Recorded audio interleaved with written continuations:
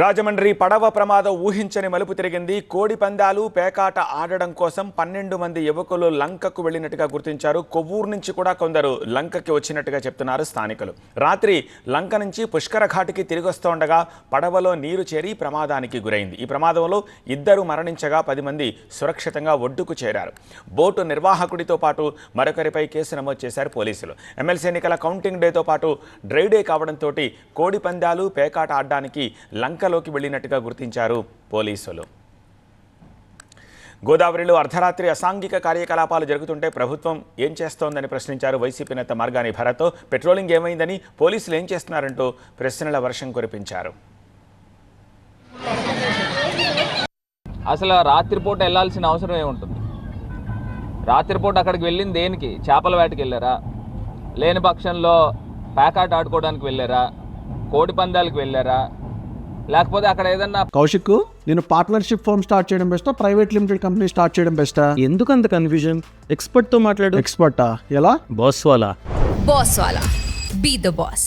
Party ఏమైనా జరుగుతుంది. ఇప్పుడు ఏదైతే కోటి లింగాల దగ్గర నుంచి అక్కడి నుంచి చాలా మంది వ్యక్తులు ఇది తరచూ రెగ్యులర్ ప్రాక్టీస్గా బ్రిడ్జి లంక దగ్గరికి వెళ్తున్నారని చెప్పేసి మరి నిన్న సమాచారము. ఒక్కటి అంశం ఏంటంటే అసలు ప్రభుత్వం ఏం చేస్తుంది?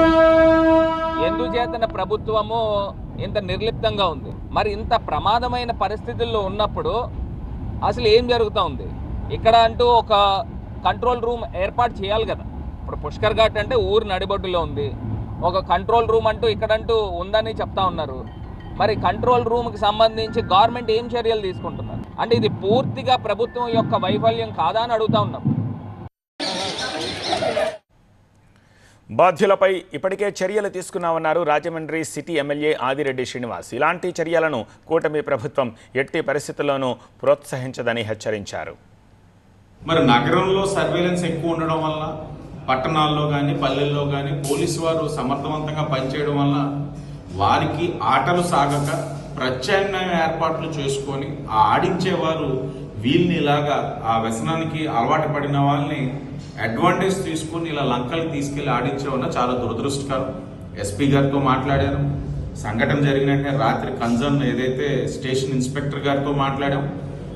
ఇప్పటికి 3 ఐడెంటిఫై అయ్యారు ఆడించిన వాళ్ళు. ఆ 3 పైన కూడా కేసులు కట్టించమన్నాం, కఠినంగా చర్యలు తీసుకోమన్నాం. ఇలాంటిది పునరావృతం కాకుండా చూడాలని చెప్పాం. మీరు ఆ వ్యసనానికి దూరంగా ఉండండి. ఈ కూటమి ప్రభుత్వం ఇలాంటి కార్యక్రమాల్ని ప్రోత్సహించదు.